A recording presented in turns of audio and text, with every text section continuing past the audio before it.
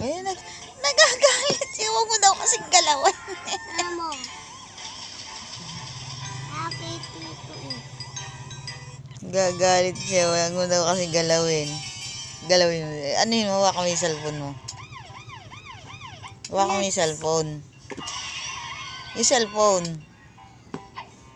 Huwag mo ilayo. Huwag mo ilayo. Ilapit mo lang sa kanya.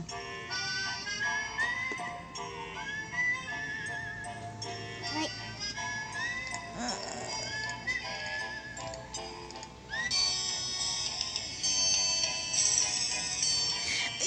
Ayusin mo. Huwag mo daw kasi kunin.